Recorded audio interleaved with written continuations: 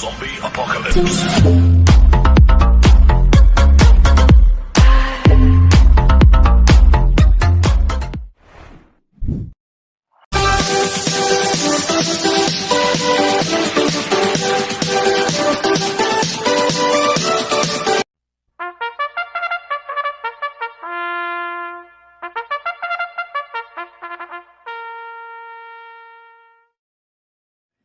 Magandang araw po mga bayang karerista.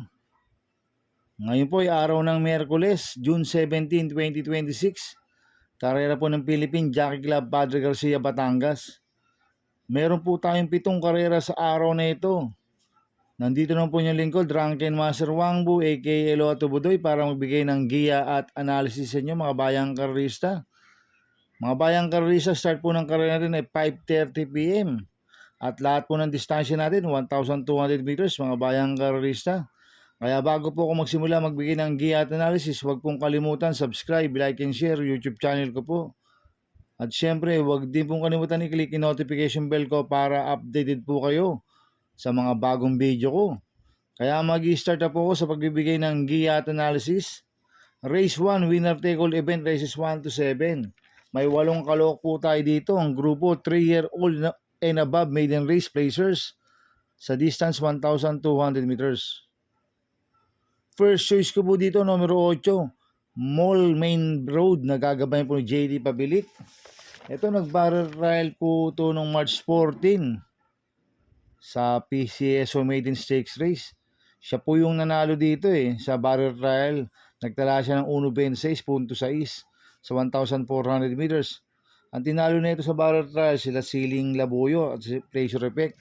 Pero nung actual na stakes race na po na PCSO Maiden Stakes Race, na-scratch na po yan si Mall Main Road. Pero nag-barrel ulit siya ng June 3. Panglima kala Stolen Ola. Nagtala ng 1.19 sa 1,200 meters. Deremating kabayo po yan si Mall Main Road. Kaya sa akin, malaki po panalo sa akin ito, kaya siya po first choice ko. Ang second choice ko po, numero 2, Final Gambit. Nagagabay po ni John Paul Guse. Ito, tumakbo sa PCSO Maiden Stakes Race noong March 29. Pang-8 kala Bermuda Triangle, nagtala ng 1.30.6 sa 1,400 meters. Mabilis na kabayo po ito si Final Gambit Hindi siya nauna last lang kay Hermes Way sa PCSO Maiden Stakes Race. Ngayon tingin ko siya po magdadala ng unahan dito sa Final Gambit. At Cambio Inete, binigay na po kay John Paul Guse, lasan dyan Alvin Guse po sumuhay dito. Ito pag napabayaan nila sa harapan to, pwede makatapos po ng karera to. Dahil angkop po ang distansya sa kanya, 1,200 meters. Kaya malaki rin po panalo sa akin ito, kaya siya po second choice ko. Kaya ang first choice ko po, numero 8, Mall Main Road.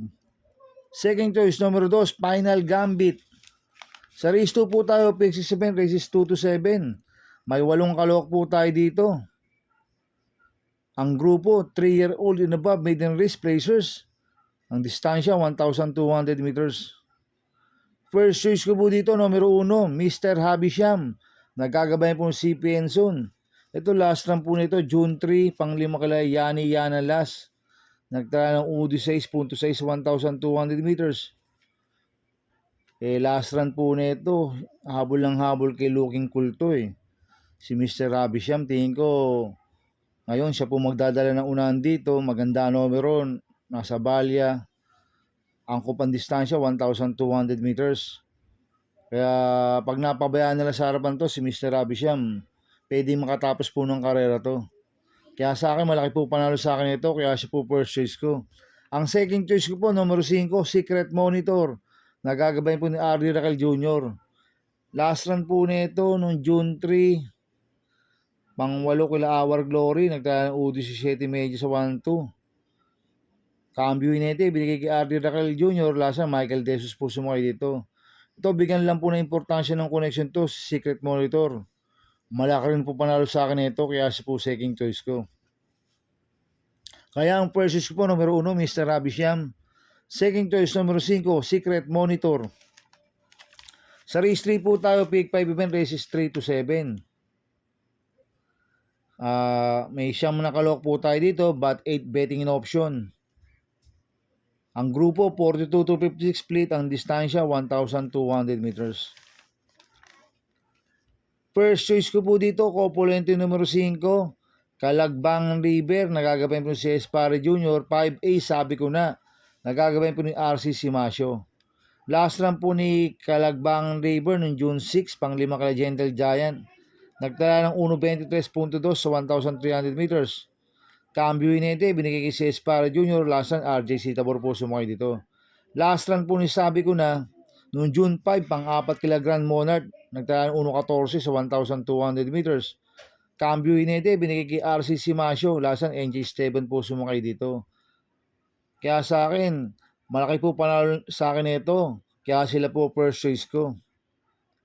Ang second choice ko po, numero 1, Sunny Nature, na gagabayan po ni YL Bautista. Ito, nag-vicious barrier ng June 5. Kila is big enough. Nagtala ng 1.28 med sa 1-2 lang. Pero nung May 9, yung last run niya, bugaw kila Summer Roll, nagtala ng 1.22.4 sa 1-3. Pero may magandang takbo yan noong April 24, pang-6 kila Don Pedro, nagtala ng 1.13 medyo sa 1-2. Kaya sa akin, may panalo po sa akin to. Kaya si po second choice ko. Kaya ang first choice ko po, Copulento numero 5, Calagbang River, 5A, sabi ko na. Second choice numero 1, Sunny Nature. Sa race 4 po tayo, pick for event, races 4 to 7. May 7 kalok po tayo dito. Ang grupo 42 to 56 split, ang distansya 1,200 meters. Itong race 4 na to, tingin ko anybody's race po to eh. Tingin ko lahat to may panalo mga bayang karista. Kaya kung mayroon po kayong kursunada, isama nyo po. Kaya ako ang first choice ko po dito, numero 1, Lapin the Rain. Nagagabayan po si CP Enson. Itong si Lapin the Rain, last run po nito, June 5, pang-6 kila Elizabeth Joy, nagdala ng 1.14, medyo sa 1,200 meters. Kaya malaki po panalo sa akin ito, kaya si po first choice ko. Ang second choice ko po, numero 7, Gingini. Nagagabayan po ni Peter Guse. Last run po nito, June 6, pang-4 kila Queen Gabi, nagdala ng 1.21.2 sa 1,300 meters. Maganda po position niya, nasa labas. Tsak makakapwesto ng maganda at makakarimati po ng maganda to si Gingini. Kaya sa akin, may panalo rin po sa akin to, kaya si po second choice ko. Maglalagay po ng third choice sa pandiado, numero 2, Don Pedro, nagagabayan po ni RC Simasio. Last run po nito no May 24, bugaw kila Charm Boy, nagtala ng 1.21.2 sa 1,300 meters. Pero nung April 24, nanalo yan, nagtala ng 1.13 sa 1,200 meters. Si Charm Boy ang tinalo niyan. Kaya kung si Don Pedro, tingin ko siya po magdadala ng unahan dito. Ang kupang distansya sa kanya, 1,200 meters. Pwedeng makatapos po ng karera to. Kaya sa akin, siya po yung third choice ko na pandiyado. Kaya ang first choice po, numero 1, Lapin the Rain. Second choice, numero 7, Gingini.